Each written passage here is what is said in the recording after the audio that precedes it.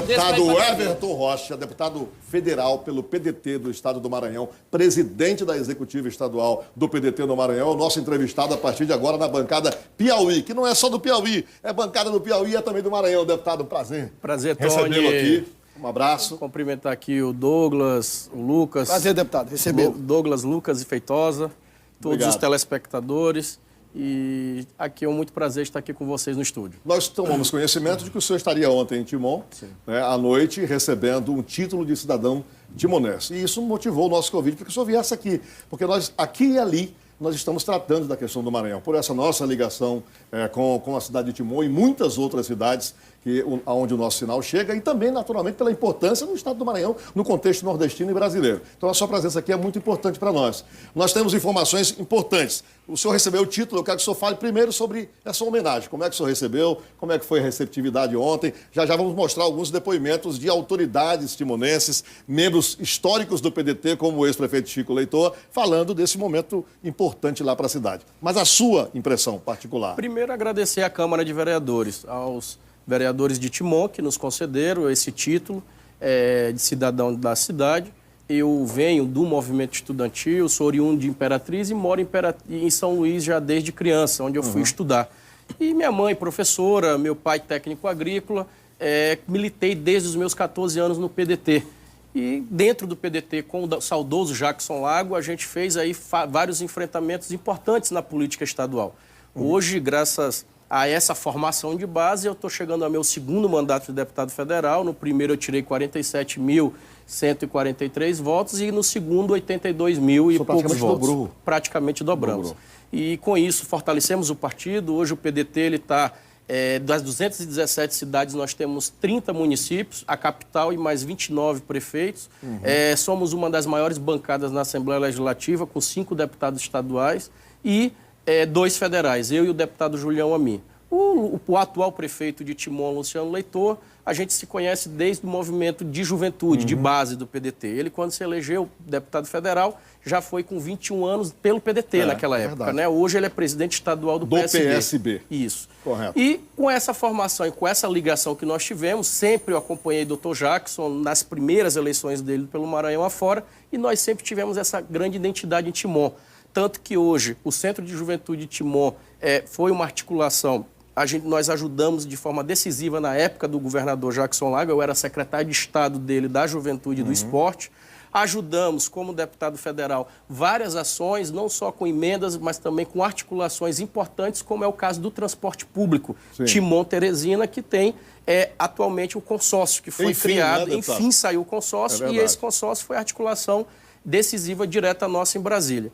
Nós temos várias ações em parceria com o atual governador Flávio Dino, com a cidade de Timon, que a gente sempre tem ajudado, e eu costumo dizer que eu sou sempre ali um soldado da cidade. Então agora, como cidadão timonense, agora não só sou um soldado, mas um guerrilheiro dela. O seu próprio hino já diz que o filho da cidade luta por ela e morre por ela.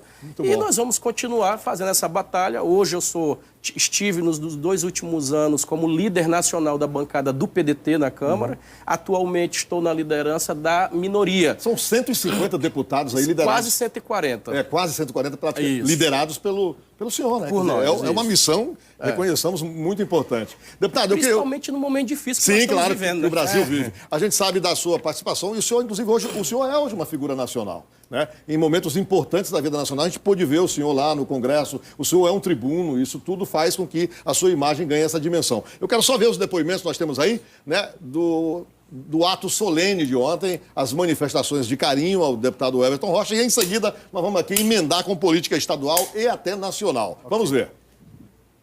O Everton tem sido, apesar de não ter sido apoiado por Timon, tem sido um dos políticos que mais já se desdobrou para viabilizar os pleitos, os pedidos, os anseios da sociedade. Sempre que você precisa do Everton para alguma coisa, ele está à disposição. Ele, como deputado, tem sido uma pessoa extremamente sintonizado com a cidade de Timon. Por tudo que ele tem feito pela cidade de Timon, já tinha passado a hora da gente reconhecê-lo como um legítimo timonense E eu acredito que esse título para ele será de grande valia, primeiro, porque nós estamos reconhecendo tudo o que ele fez, mas pela experiência que ele tem em política, de ser um grande homem hoje político a nível de país, ele não vai se envaidecer com isso. O que ele vai fazer é o que nós queremos, que ele se sinta cada vez mais obrigado a ajudar a nossa cidade. Vejo como forma de um reconhecimento de um trabalho, de uma luta que não é de hoje, não é apenas do mandato do deputado federal, e sim de muitos anos. É um deputado que sempre atuou na nossa cidade, sempre ajudou o município de Timon, e a gente fica muito feliz em participar desse momento importante para ele, para a família, de reconhecimento das lutas aqui na nossa cidade. E nós que estamos na condição de prefeito sabemos da importância que tem dos parlamentares, seja da Câmara Federal, seja do Senado, na realidade dentro da União. E o deputado federal Everton Rocha tem sempre se colocado à disposição da cidade de Timon, e eu fico feliz de o presidente Wilma ter dado a ele esse título de cidadão timonense. Acredito que apenas aumenta mais ainda a responsabilidade dele. E olha a ligação, eu vi o deputado Flávio Nogueira ali, que é o presidente do PDT do Piauí, que mostra essa ligação. Feitosa Costa. Eu gostaria de perguntar ao deputado o seguinte, sobre as homenagens aí, já teve um espaço bom. Vamos lá, política. Política. Espaço O senhor bom, é candidato ao Senado. O senhor hoje é um homem muito próximo ao governador Flávio Dino, muito próximo também ao presidente nacional do PDT, muito próximo ao pessoal de Timon. Por que o governador Flávio Dino, usando a expressão bem piauiense, deu um canto de carroceria do governador Zé Reinaldo, que foi tido hoje como uma pessoa que o colocou, que deu a base para ele chegar onde chegou? Olha, o governador Zé Reinaldo, ele tomou uma posição totalmente individual. A posição em política, e os senhores são sabedores disso, política ela é feita de grupo, principalmente quando se trata de projeto majoritário. O governador Zé Reinaldo foi apoiado pelo grupo em Timon e por várias outras lideranças importantes do Maranhão, onde ele teve o seu mandato de deputado federal. Agora, na condição de pré-candidato a senador, com 2 vagas existentes, da pré-campanha para cá, depois das eleições municipais para cá, não houve nenhum movimento concreto da parte dele, enquanto ex-governador, para se consolidar como um nome, porque justamente a bandeira que nós estamos levantando no Maranhão é justamente essa, de que tem que se criar novas oportunidades e cada um tem que se viabilizar dentro do seu contexto. Você imagine só para me concluir, você imagine só, eu rodei durante um ano o Maranhão fazendo mais de 8 encontros regionais, mobilizando prefeitos, sociedade civil, prestando conta do mandato, desde o impeachment da presidente Dilma, sempre tomando lados claros, votando sempre com um grupo político alinhado com o que a gente defende dentro do nosso Estado. Hoje, as grandes reformas que estão aí, sempre prestando conta. E aí ele parte para um isolamento político, não só nacional, quando ele se cola com o presidente Temer, como também o isolamento partidário. Maranhão? Como isolamento partidário. Então, também, assim, Feitosa, é muito importante que o povo do Piauí entenda o que você está falando, senão a entrevista vai ficar muito setorizada. Não é Zé Maranhão, é Valdir Maranhão. Valdir Maranhão, havia um compromisso do governador Flávio Dino, um documento, inclusive, assinado.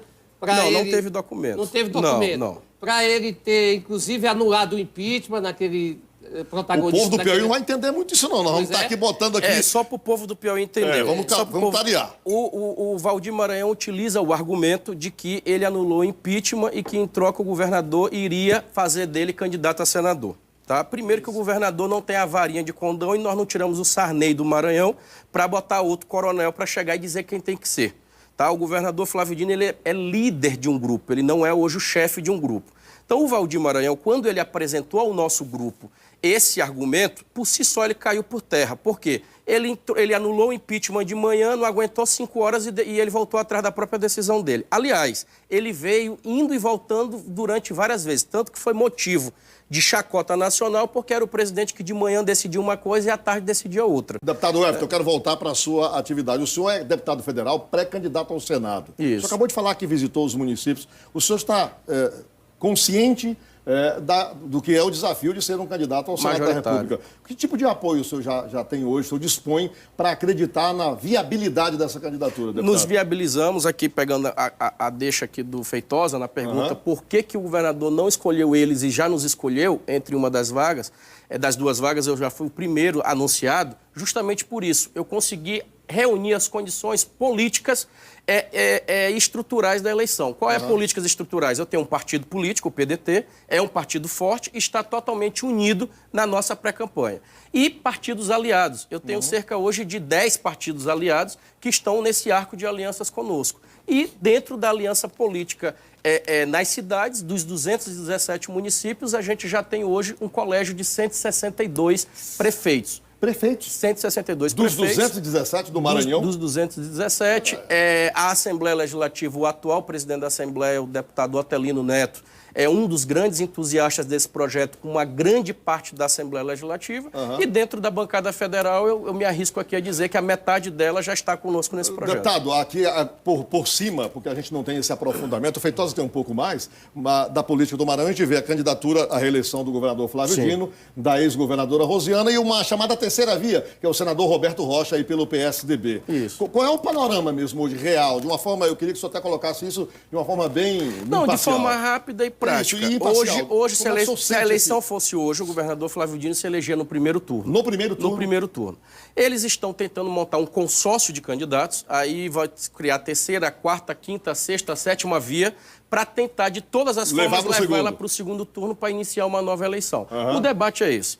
Hoje, o que eu digo? Essa terceira e a quarta e a quinta, ela não se viabiliza porque não existe terceira via se a primeira não está obstruída. A menor rejeição hoje no Estado é a do governador Flávio Dino. Qualquer pesquisa que você faça, ele tem 23% de rejeição. É razoável para quem está indo para uma reeleição e está sentado na cadeira. 23% de rejeição. Quem entende desse ramo sabe que é o eleitor natural do opositor que não vota nele.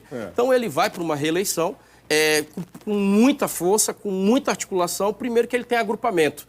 Hoje o governador está aí com cerca de 13 partidos políticos, a maioria absoluta dos prefeitos, com a maioria da sociedade civil organizada, sindicatos, igreja, todos os tipos de agremiações estão participando diretamente desse projeto. E segundo, vamos combinar, Tony, no momento de crise desse, são poucos governadores que podem abrir a boca e dizer que está pagando em dia, que já está construindo quase 600 escolas e reformando, que está abrindo novos hospitais com atendimento de leito concreto de UTI para essas pessoas, que está levando parceria para os municípios, desde a ambulância, da viatura, quanto também levando mais asfalto, que é um programa importante, onde ele asfalta dentro do município, que não é responsabilidade do governo. O governo chega ajudando, levando a ação de asfalto, assim como várias outras ações. Por exemplo, no início do governo, a gente tinha 5 postos do Viva Cidadão lá em São Luís, lá no Maranhão. Esses 5 postos é aquele posto que você tira identidade, que você tira certidão de nascimento e outros documentos importantes. Desses 5, nós já estamos indo para 50 postos espalhados. Isso nos últimos 3 anos Nos últimos 3 anos Deputado, somente. O seu partido tem hoje um candidato à presidência, que é o Ciro Gomes. Ciro Gomes. O PDT espera herdar os votos do ex-presidente Lula? Nós esperamos conquistar os votos de todos. O Brasil precisa hoje encontrar uma solução para o futuro. Não dá mais para a gente ficar no retrovisor discutindo quem errou mais. Hoje eu acredito que tanto para a esquerda, que o Ciro é uma opção real, como para o centro, ele é sim uma das soluções para esse país. Primeiro, ele tem um currículo invejável, ele tem coragem de sentar na cadeira e tamanho para enfrentar os problemas. E terceiro, ele sabe o que tem que ser feito. Então eu não tenho dúvida que o Ciro ele reconhece, ele agrupa todas essas condições para ser um bom presidente do Brasil. Ciro Gomes, você está falando da Feitosa? Ciro Gomes disse ontem à noite numa entrevista numa rádio no Rio Grande do Sul que não espera o apoio do PT, não. É porque na natureza do PT, que ele coloca, do ponto de vista dele, e a gente tem discutido sobre isso, é que sempre o PT foi, ao longo dos tempos, desses quase 16 anos de hegemonia, ele está sempre acostumado a ser votado. Então, geralmente, quando você está acostumado a ser votado e ser o polo ali, você sempre recebe o apoio. Não é fácil você dar o apoio. Mas tem questões que a realidade ela se impõe.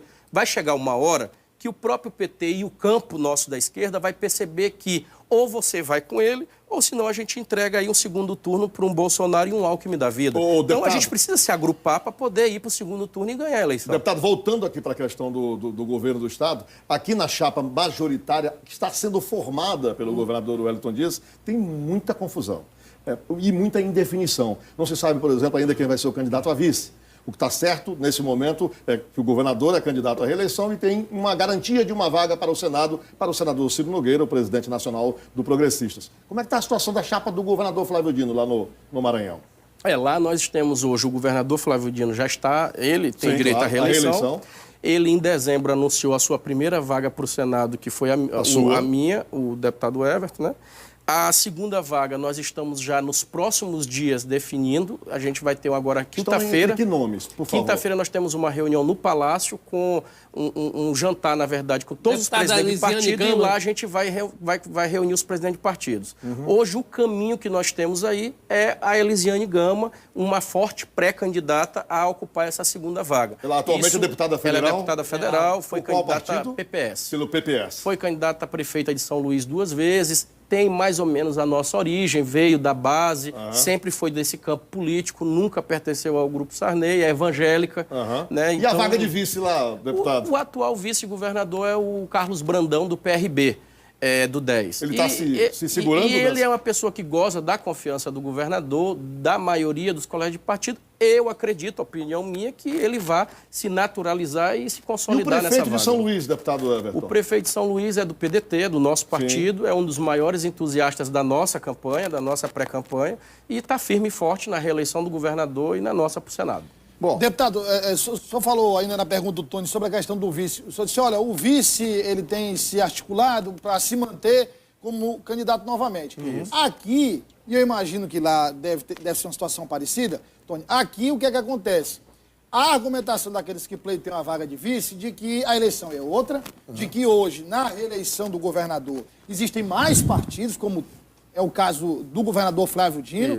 E tem mais gente chegando, não é o mesmo cenário de 2014. Como é que o governador vai fazer para contemplar esses partidos que chegaram depois e que também querem espaço? Até porque, fazendo justiça, também no caso aqui da vice-governadora Margarete, ela desfruta da confiança do governador.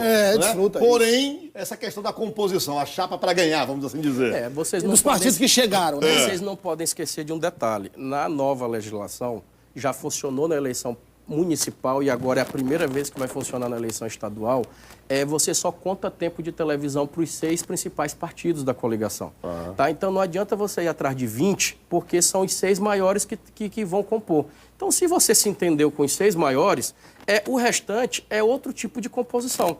Né? Então, quem de verdade vai para cima, são os maiores que têm tempo de televisão e eles que vão fazer esse arranjo. Nesse caso, como é que está o governador? Segundo, eu vou te dar um exemplo. Eu sou presidente do PDT lá no Estado. Há 4 anos atrás, 3 anos e meio atrás, o PDT que ia indicar o vice, estava anunciado já.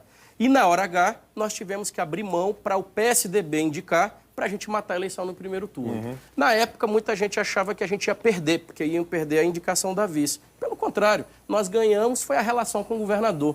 Tanto que eu, sem estar na chapa majoritária, o PDT hoje desfruta de força política dentro do Estado e também com a boa relação que nós temos pela confiança adversário aí. Tu tem um adversário aí em Timon, tá sabendo, né? Quem é? O deputado Alexandre Almeida. O deputado Alexandre Almeida é pré-candidato ao Senado. Alexandre Almeida foi candidato por essa chapa de terceira via. Pela chapa do senador Roberto Rocha. Ele está fazendo a estratégia correta. Eu, no lugar dele, que acabou de sair de uma eleição para deputado estadual, ele está vendo o cenário. A eleição de deputado do Maranhão vai ser muito concorrida. Então, óbvio que ele, como não fez eleição fora de Timon, ele não se elege para deputado estadual. E aí ele iria chegar muito fraco para a eleição de Timon. Então, eu acho que no lugar dele, no ponto de vista dele, o que ele vai fazer? Eu vou sair para uma outra vaga aqui, majoritária, vai sair bem votado na região dele e sai candidato de novo a prefeito. Então, ele, na verdade, está procurando uma saída honrosa para ele não pegar uma derrota para deputado estadual. Deputado, indo agora... Eu faria isso também, se eu não tivesse condição de me reeleger. Se o senhor tivesse, você faria o mesmo com o deputado. Indo agora para o âmbito nacional e para a sua liderança dessa minoria de 140 deputados. Como é que está esse movimento? A gente vê novamente o governo Temer metido em muita confusão. Nós vemos aí os chamados mais próximos do presidente já numa situação realmente bastante delicada. A possibilidade da terceira denúncia, né? A possibilidade da terceira denúncia, quer dizer, a gente vê uma crise em cima da outra. Como é que está esse panorama e como é que está o seu partido e aqueles deputados liderados pelo senhor lá em Brasília com relação a isso tudo? Acrescentando, como é que seria tratada essa terceira denúncia? A pergunta do Tony. No meio de uma eleição. No meio de uma eleição. No meio da Copa do Mundo, é confusão. A terceira vai ser aquela história da fome com a vontade de comer. Vocês acham que o Rodrigo Maia, pré-candidato a presidente da República, aí é diferente, ia perder a oportunidade de disputar sentado na cadeira? Óbvio que se tiver terceira denúncia, ele cai, né? Porque são 6 meses, então até a eleição ele estaria fora do jogo. Lá dentro, eu fiz parte da comissão do impeachment. Na época, a gente faltava apanhar aqui nos aeroportos de Brasília. Eu e o deputado Flávio Nogueira, do PDT era eu e ele.